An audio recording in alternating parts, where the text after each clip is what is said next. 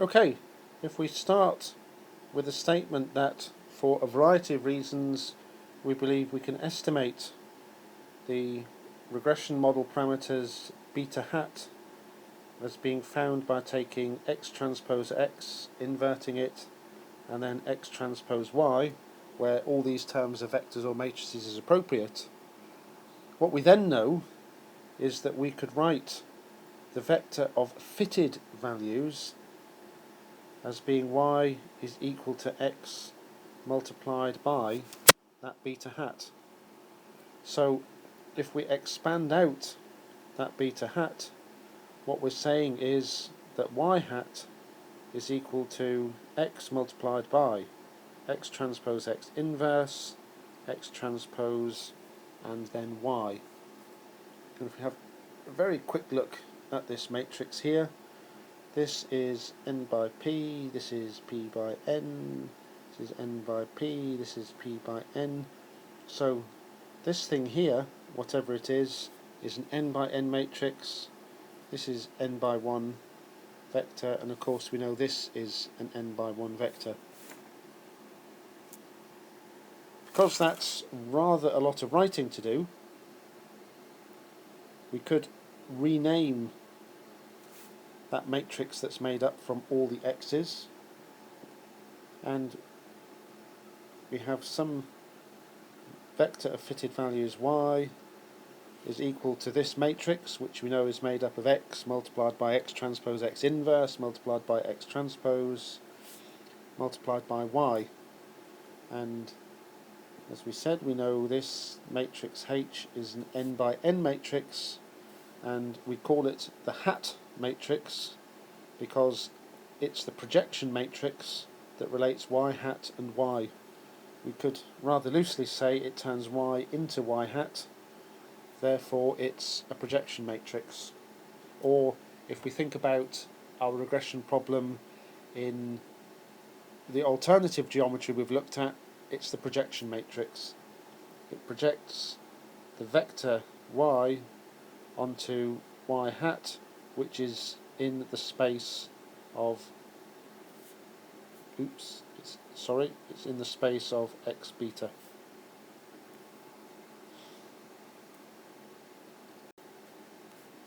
Now, this matrix has all kinds of fascinating properties in its own right, just as a piece of maths, just as a projection matrix.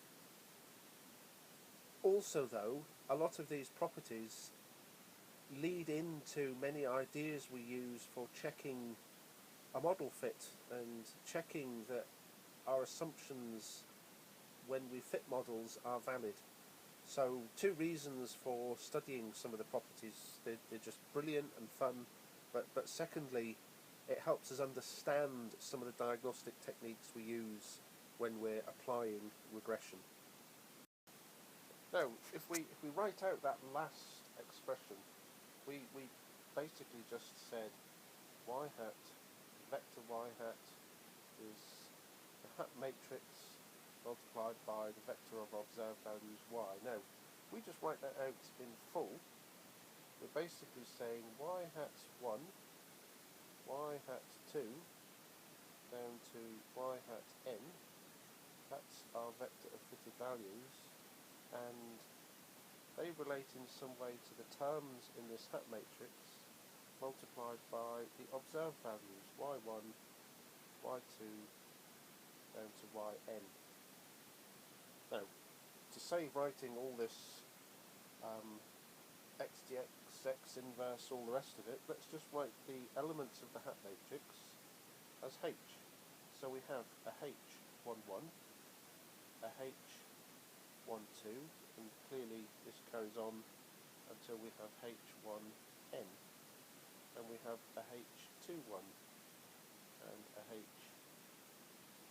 h22, and clearly that carries on to h2n, and so on until we have a hn1, hn2, and that carries on to hnn.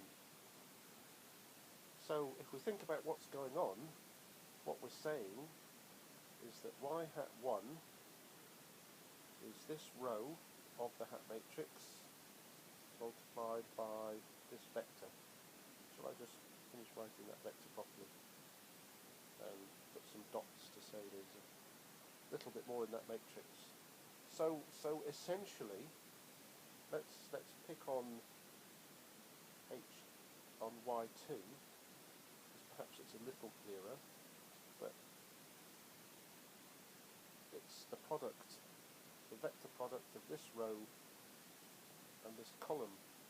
So in other words, y hat 2 is equal to h21 y1 plus h22 y2, and this carries on until we get h2n yn.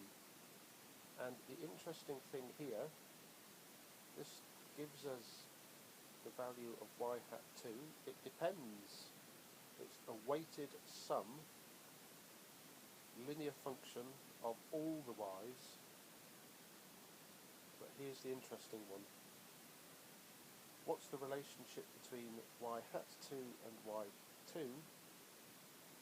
What's the contribution that y2 makes towards y hat 2? Well, we're told that by this value h22. So it turns out we're going to get quite interested in this diagonal, because this value tells us about the contribution y1 as on y hat 1.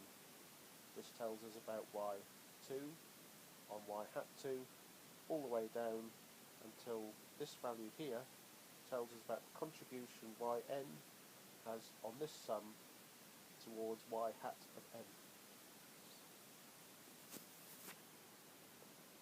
And we could perhaps, maybe, don't know if the word makes a lot of sense, we talk about the diagonal elements hi of I tell us something about the influence.